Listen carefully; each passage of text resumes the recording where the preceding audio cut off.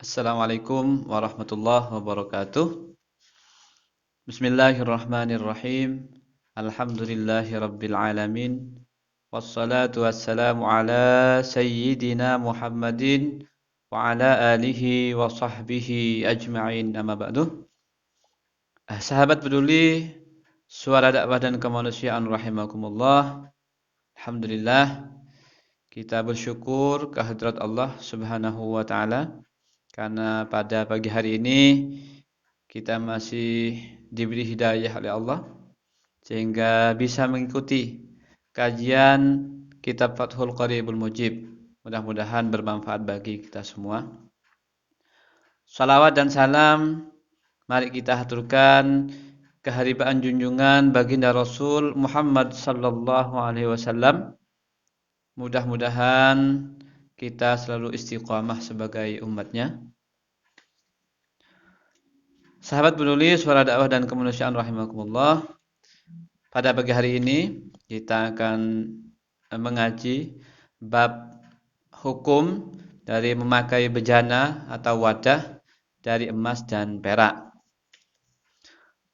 Ila hadratin Nabi al-Mustafa Muhammadin sallallahu alaihi wasallam wa ala alihi wa ashabihi wa dzurriyyatihi wa khususan ila ahli badrihi summa ila jami'i masyayikhina masyayikhina Ustadina ustadina khususun ila musannif kitab Fathul Qaribul Mujib ala hadhihi niyyah kullu niyatin salihah al-Fatihah. A'udzu billahi minasy syaithanir rajim. Bismillahirrahmanirrahim. Alhamdulillahi rabbil alamin arrahmanir rahim maliki yaumiddin. Iyyaka na'budu wa iyyaka nasta'in. Ihdinas siratal mustaqim. صراط الذين أنعمت عليهم غير المغضوب عليهم ولا الضالين آمين. بسم الله الرحمن الرحيم. قال المصنف رحمه الله تعالى ونفعنا بعلومه وأمدنا بأسراره وأنواره في الدارين آمين. فصل في بيان ما يحرم استعماله minal awani wa ma yajuzu.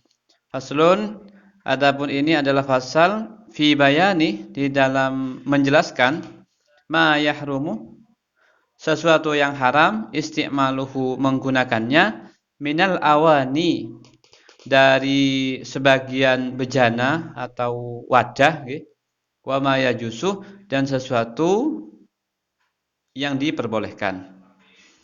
Wa bada'ah, dan memulai musannif, mengawali musannif bil awalih, dengan yang pertama. Faqalah, maka berkata musannif, wala yajuzu, dan tidak diperbolehkan, fi ghairi daruratin, kecuali di dalam kondisi yang darurat, li rajulin, bagi laki-laki, awimra'atin, atau perempuan, isti'malu syai'in, menggunakan sesuatu, min awani dzahabi wal fiddah, dari perabot wadah atau bejana dari emas dan perak.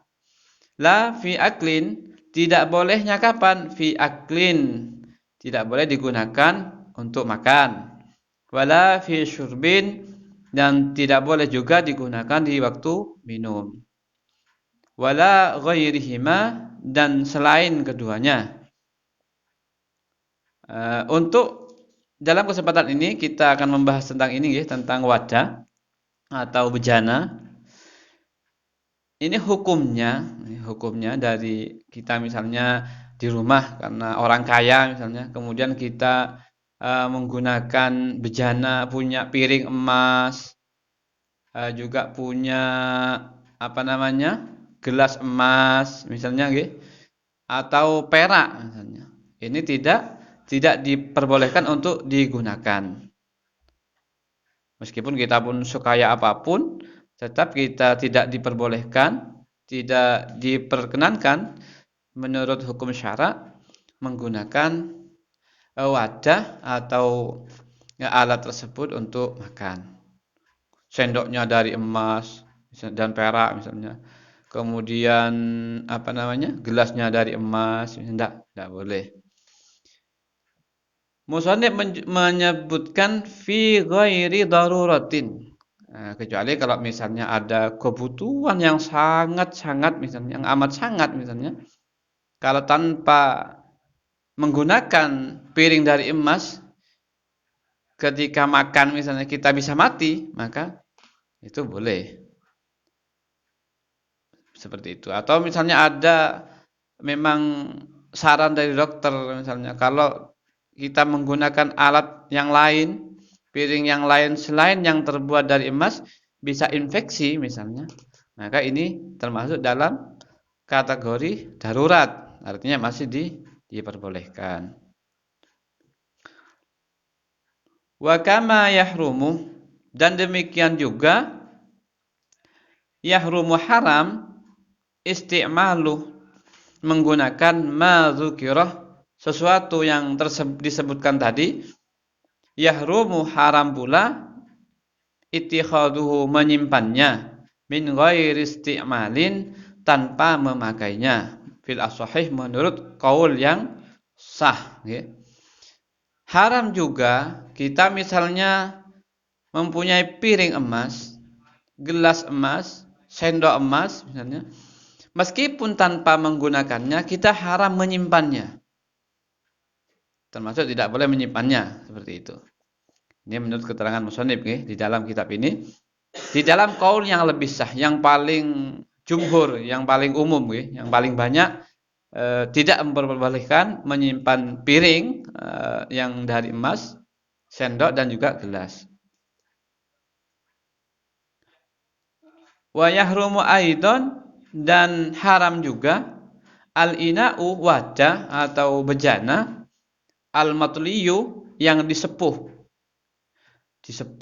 bidhahabin, dengan emas, au fiddatin, atau perak, in hasalah, apabila hasil, minat tila'ih, dari penyepuhan tadi, syai'un, sesuatu, bi'ardihi, dengan memanggangnya, ala narih, di atas api. Kalau misalnya jenengan punya piring, ya misalnya dari tembaga misalnya, kemudian dari besi ataupun kemudian disepuh, punya piring disepuh dengan emas, maka ini juga hukumnya haram apabila nanti misalnya ketika piring yang dari besi ini kemudian dipanaskan dengan api, dipanaskan dengan api misalnya, kemudian menghasilkan sesuatu terpisah antara emas dan besi ini. Artinya masih menghasilkan sesuatu yang bagus, emasnya rontok, kan ini masih menghasilkan, tidak bercampur menjadi satu dengan besi tersebut. Ini tidak boleh. Bidhahabin au fiddatin, bidhahabin disepuh dengan emas, au fiddatin, ataupun perak. Wa yajusu, dan boleh, isti'malu ina'i, menggunakan wadah atau bejana untuk makan, ghairihima, selain keduanya, ai ghairi dzahabi wal fiddah, selain dari emas dan perak, minal auhani, dari beberapa wadah, an-nafsiyati, yang indah, kaina yaqut, seperti wadah dari yakut atau dari intan. Nah, kalau selain emas dan perak, ini boleh. Misalnya jangan punya piring yang karena jenengan sangat kaya, punya sendoknya dari yakut, dari intan misalnya, atau piringnya terbuat dari tadi yakut, gelasnya juga demikian, ini hukumnya boleh. Yang tidak boleh secara mutlak adalah emas. Ini emas dan perak. Kalau yang lainnya tidak apa-apa. Meskipun itu terlihat indah, misalnya dari giok, misalnya ada jenengan misalnya dari marmer, misalnya dari batu-batu alam yang bagus, meskipun nilainya mahal, tapi tidak masuk dalam kategori keharaman yang disebutkan dalam kitab ini. Karena yang tidak boleh itu memang dari emas dan perak.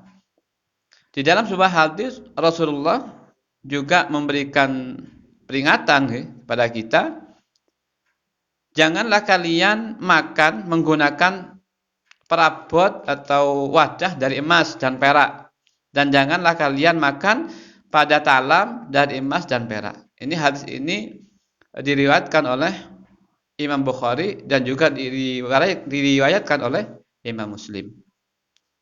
Artinya betul-betul sahih hadisnya bahwa kita memang betul-betul tidak boleh, kecuali dengan alasan-alasan yang sangat darurat memang. Sangat-sangat tidak mungkin kalau kita tidak memakai emas kita bisa berbahaya misalnya. Itu baru, dan itu pun harus ada petunjuk dan memang betul-betul harus gitu. Ya, misalnya dari dokter atau dari orang-orang yang memang ahlinya seperti itu. Kalau cuma karena kita misalnya keinginan kita sendiri, maka ingat ini adalah larangan ini adalah larangan yang disebutkan atau disampaikan oleh Rasulullah Muhammad sallallahu alaihi wasallam. Sementara di kitab ini adalah merupakan rincian atau penjelasan dari hadis tersebut.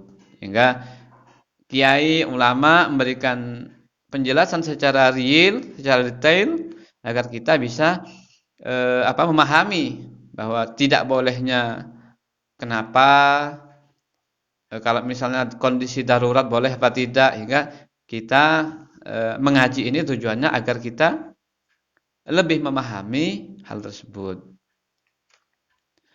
Wa yahrumu, kita lanjut ke. Wa yahrumu, dan haram al-ina'u menggunakan wadah al-mudabbabu yang ditambal bidabbati fiddatin, ditambal dengan tambalan perak kabiratin yang besar, urfan secara umum, menurut pandangan umum ya, lizinatin karena menghiasinya. Demikian juga haram ya, haram juga misalnya kita punya bejana atau wadah, kita sebutlah piring atau gelas yang terbuat dari misalnya tembaga ya. Kemudian dihiasi dengan ditambal dengan perak, ditambal dengan perak yang besar. Misalnya ini kita contohkan, ini gelas misalnya, kemudian kita tambal dengan perak atau mungkin pegangannya ya, dikasih perak yang besar, atau mungkin di bawahnya untuk menghiasi bawahnya ini diberi perak dengan ukuran besar secara umum menurut adat ya.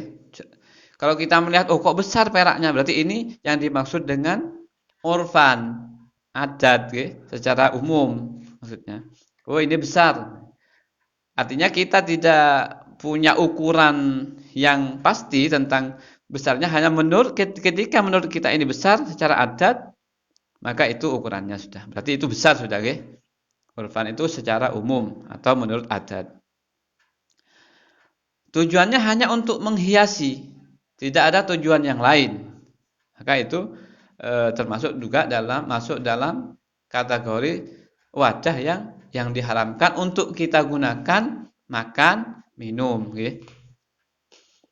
Fa in kanat kabiratan lihajatin, apabila tambalan tersebut kabiratan yang besar, lihajatin karena ada hajat, ada kebutuhan, jazah maka boleh, ma'al karohati namun makruh. Kalau misalnya ada wadah yang tadi disebutkan ditambal dengan perak besar, tapi karena ada kebutuhan yang memang harus ya, maka diperbolehkan. Kalau perak, sekali lagi perak diperbolehkan ma'al karohati, akan tetapi hukumnya makruh. Yang namanya makruh itu apabila dikerjakan itu tidak apa-apa, apabila ditinggalkan kita mendapatkan pahala. Ini yang dimaksud dengan hukum dari makruh. Au shawiratan, atau apabila tambalan tersebut kecil, urfan secara umum, menurut pandangan orang itu kecil, lizinatin untuk menghiasi karohat maka makruh. Atau mungkin tambalannya kecil sekali. Kecil ya, kecil sebetulnya. Ditambal dengan perak tapi ukurannya kecil sebetulnya. Menurut pandangan kita itu kecil. Ukurannya kecil. Maka untuk menghiasi ya, maka itu masuk dalam kategori makruh. Kalau misalnya kita tidak menambalnya, maka kita mendapatkan pahala. Ada sebetulnya intan, bisa apa? Perak, bisa sebetulnya untuk nembel, ya, untuk menambal gelas ini. Cuma kita karena makruh hukumnya, maka tidak kita pasang misalnya. Maka kita mendapatkan pahala dengan meninggalkan menambal gelas ini. Itu yang dimaksud dengan makruh. Kalau misalnya kita tambal dengan yang kecil-kecil, hukumnya tidak apa-apa, boleh sebetulnya.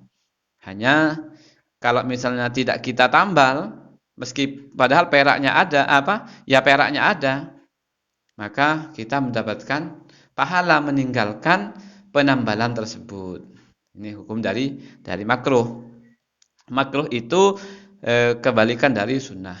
Kalau sunnah kita mendapatkan pahala mengerjakannya, seperti misalnya sholat sunnah, puasa Senin Kamis, ataupun mau makan baca basmalah, itu kan sunnah. Nah, kita mendapatkan pahala di dalam mengerjakan hal tersebut karena mengikuti ajaran atau kebiasaan Rasulullah. Nah, namun kalau kita misalnya tinggalkan, sekarang hari Senin, misalnya kita tidak puasa, tidak apa-apa. Tidak berdosa maksudnya. Kita misalnya makan tidak baca bismillah karena hukumnya sunnah, ya tidak apa-apa. Cuma alangkah lebih baiknya kalau kita bisa mengerjakan seperti itu. Amma dabbatul zahabi. Kalau tadi yang kita bahas tambalannya itu adalah perak, dari perak. Kalau besar ini sebetulnya makruh, tidak boleh, haram. Besar pun misalnya kalau ada hajat karena kebutuhan yang mendesak, maka boleh tapi makruh. Kalau tambalan peraknya kecil, ini hukumnya makruh. Amma dabbatuz zahabi, adapun tambalan yang terbuat dari emas, fatahrumu, maka haram mutlakon, secara mutlak. Artinya kalau misalnya kita contohkan ini saja dari tadi, gelas kita tambal dengan emas sekecil apapun, hukumnya tetap haram, tetap tidak boleh. Misalnya apalagi besar, secara mutlak ini sudah tidak diperbolehkan. Sebagaimana yang juga menyepakati hal tersebut, mensohehkan pendapat tersebut Imam Nawawi. Yang tidak boleh itu adalah untuk bejana, untuk wadah-wadah yang memang dipakai untuk makan, alat-alat makan, sendok, talam misalnya, seperti yang disebutkan dalam hadis ini. Jangan makan pakai perabot dari emas dan perak untuk makan. Kalau misalnya untuk perhiasan yang lainnya, ya tidak apa-apa. Kalau misalnya di rumah jam dinding misalnya terbuat dari emas, ya tidak apa-apa. Itu. Kemudian yang terkait juga dengan masalah emas ini, selain alat-alat atau perabot makan atau bejana untuk makan, maka ada juga yang sering menjadi pembahasan adalah tentang bagaimana kalau emas ini atau perak ini dijadikan perhiasan bagi wanita, bagi laki-laki dan perempuan. Maka kalau emas ini secara mutlak sudah tidak diperbolehkan. Di dalam hadis Rasulullah bersabda, "An Abi Musa anna Rasulullah sallallahu alaihi wasallam qala, uhilla adh-dhahabu wal hariru li inasi ummati wa hurrima 'ala dzukuriha." Dari Abu Musa, Rasulullah sallallahu alaihi wasallam bersabda, emas dan sutra dihalalkan bagi para wanita dari umatku, namun diharamkan bagi para pria. Ini hadis ini diriwayatkan oleh Imam An-Nasa'i. Artinya kalau emas dan sutra secara mutlak sudah haram bagi laki-laki. Misalnya dibuat cincin, dibuat kalung, dibuat sesuatu yang dipakai oleh laki-laki, maka itu tidak boleh. Lalu bagaimana untuk perak? Perak masih ada perselisihan, gitu. Ada beda pendapat. Ada yang misalnya kalau dibuat kalung, dipakai laki-laki untuk buat kalung, ini kalau misalnya tasyabbuh dengan wanita maka tidak boleh. Menyerupai wanita bentuknya dan semacamnya ini tidak boleh. Ada juga yang memperbolehkan karena bukan emas, intinya seperti itu. Kemudian kalau dibuat cincin perak ini boleh, karena cincin ini kan tidak khusus wanita, tidak khusus perempuan, gitu. Dalam sebuah hadis Rasulullah juga menyampaikan, diceritakan ini dalam riwayat Bukhari dan Muslim. Kataban Nabiyyu sallallahu alaihi wasallam, "Aw arada ay yaktubah faqila lahu innahum la yaqra'una kitaban illa makhtuman. Fattakhadha khataman min fiddatin naqshuhu Muhammadur Rasulullah ka'anni anzuru ila bayadihi fi yadihi." Nabi Muhammad pernah menulis atau ingin menulis. Ada yang mengatakan padanya, ada yang berkata dari salah satu sahabat kepada beliau, mereka tidak membaca kitab kecuali dicap. Kalau istilah sekarang itu distempel. Kemudian beliau mengambil cincin dari perak yang terukir nama Muhammad Rasulullah. Seakan-akan, kata sahabat ini, seakan-akan saya melihat putihnya tangan beliau. Artinya tidak ada ikhtilaf, tidak ada perbedaan kalau masalah cincin itu terbuat dari perak memang sudah diperbolehkan.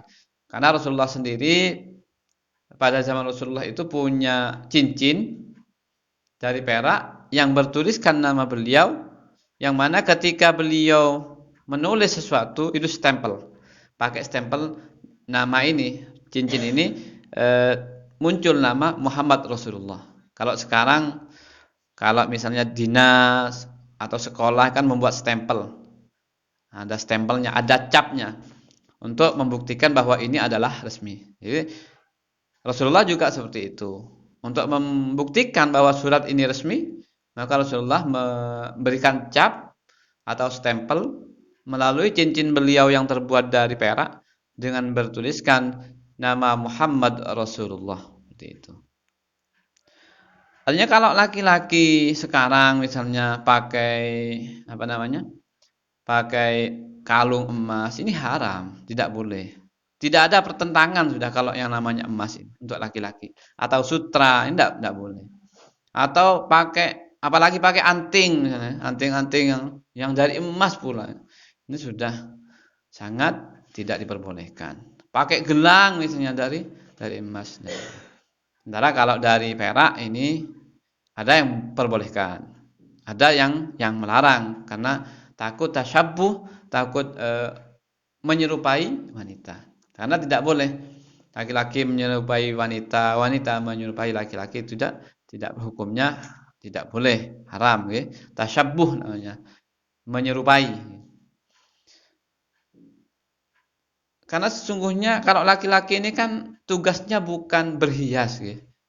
Misalnya laki-laki kok pakai kalung dari emas, pakai anting sebelah misalnya, kan seorang laki-laki itu tugasnya bukan berhias. Tugas laki-laki bukan memakai perhiasan, tapi tugas laki-laki itu membelikan perhiasan sebetulnya, ya. Jadi itu sangat penting untuk kita pahami. Kalau laki-laki berhias tidak penting. Yang paling penting adalah seorang wanita, istrinya, kalau yang punya istri itu harus dibelikan perhiasan. Agar apa? Karena wanita itu memang perlu diberi perhiasan agar punya daya tarik tersendiri, agar istimewa, seperti itu. Dibelikan emas, dibelikan sutra, tidak apa-apa. Kalau laki-laki tidak boleh. Jadi itu sekedar perlu kita ketahui dan kita pahami bahwasanya kita jangan karena kita kaya, karena kita banyak uang, karena kita misalnya jutawan, miliuner misalnya, maka kita menggunakan uang tersebut untuk hal-hal yang sebetulnya di dalam hukum Islam itu tidak diperbolehkan. Ini mudah-mudahan sedikit yang kita sampaikan ini membawa manfaat bagi kita. Mudah-mudahan Rabu yang akan datang kita akan berjumpa kembali, bisa ikut ngaji kembali dalam keadaan sehat walafiat. Assalamualaikum warahmatullahi wabarakatuh.